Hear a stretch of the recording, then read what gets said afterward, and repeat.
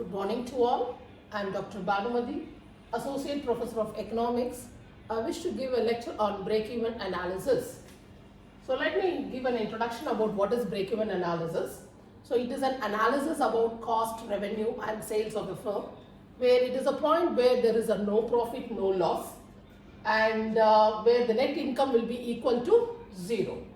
The break-even point is the level of production at which the cost of production would be equal to the revenue of a product.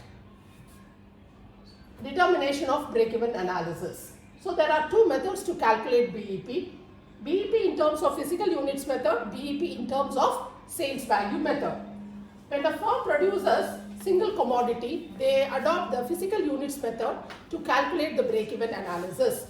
If a firm produces multiple products, they make use of the sales value method to calculate the break-even point. The BEP is the number of units of a product that should be sold to earn enough revenue just to cover all the expenses of production, both the fixed cost and variable cost. It is the meeting point of total revenue and total cost of the firm. Before we look into a physical units method, there are some assumptions to be followed. Volume of production is equal to volume of sales. This is the first assumption, which means that there is no overproduction and no underconsumption. All costs can be separated into fixed cost and variable cost. As you all know, what is fixed cost? Which is something like salary paid to the salesman, rent paid for the land, and the purchase of machinery equipments, which all considered to be a fixed cost of production. Variable cost, which is nothing but cost of raw materials, cost of power, cost of transport. So all this would occur only when the production begins. But fixed cost will remain constant at all volumes of output. Even before you start with the production, there will be some fixed cost. So variable cost will be fluctuated, or it would be always in direct proportion to the volume of output. And selling price is also assumed to be constant. So let me explain with the assumptions. There is a table to be understood. Output starts with the zero level of output. The total revenue, we assume it that ₹4 per unit of output. So when the output is zero, the revenue would also be zero at that level. Whereas the total fixed cost is assumed to be 300 rupees. Because even before you start with the production, there will be some fixed cost, I told you. And variable cost is nil. Just because the output is nil, the variable cost will also be nil. Then comes to total cost. It is the combination of fixed cost plus variable cost. So total cost would be 300. Then now the production starts with the 100 levels of output. The total revenue 100 into 4 rupees, you get revenue as 400. Total fixed cost, which is remain constant throughout your study period, so which is 300. Total variable cost is assumed to be ₹300. To produce 100 levels of output, the variable cost is 300. So total fixed cost plus total variable cost, the total cost becomes 600.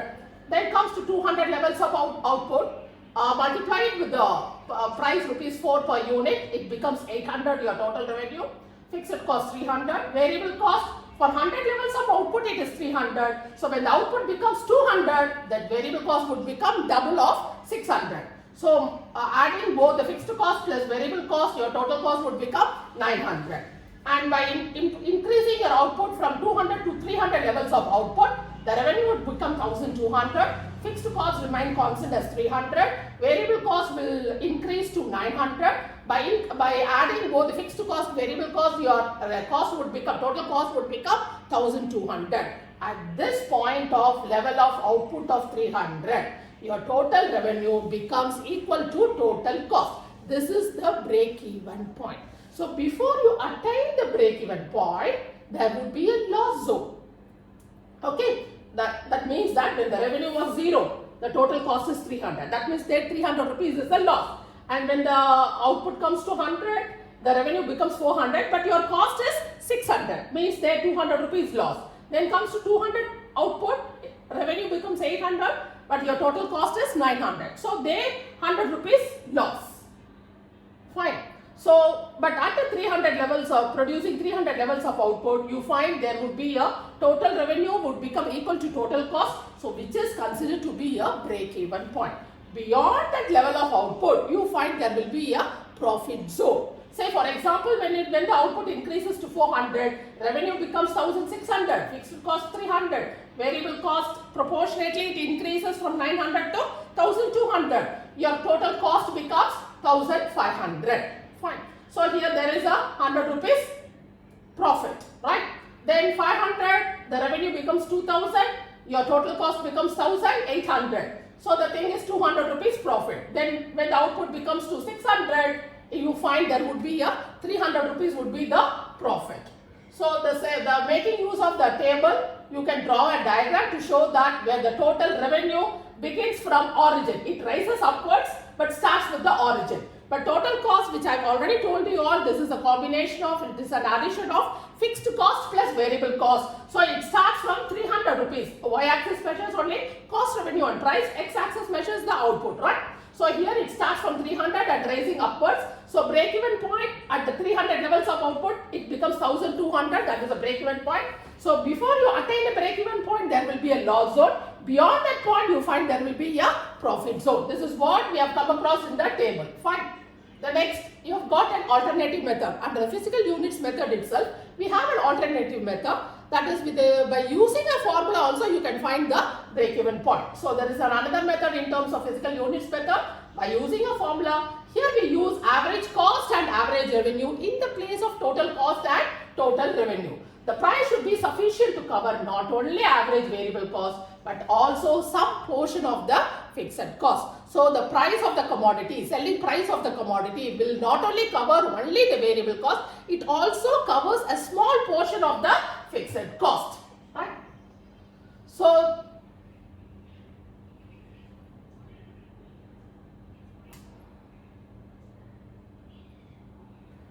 this is called to be a contribution margin, which is nothing but excess of selling price over which average variable cost meets a small portion of the fixed cost. So break-even point is equal to total fixed cost by contribution margin per unit. The next method we go for sales value method.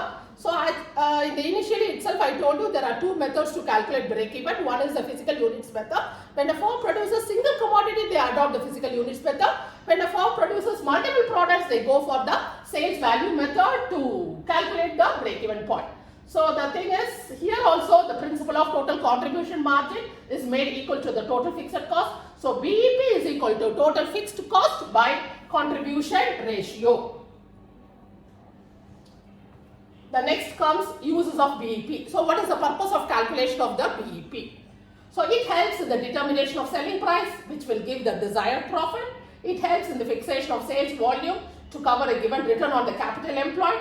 It helps in forecasting the cost and profit as a result of change in the volume. It also safeguards the business by not incurring any loss. So once the firm calculate where they could attain a profit and loss becomes equals, they can very well safeguard themselves by not incurring any loss in the near future. So it gives suggestions for shift in the sales mix. It helps in making inter-firm comparisons of the profitability.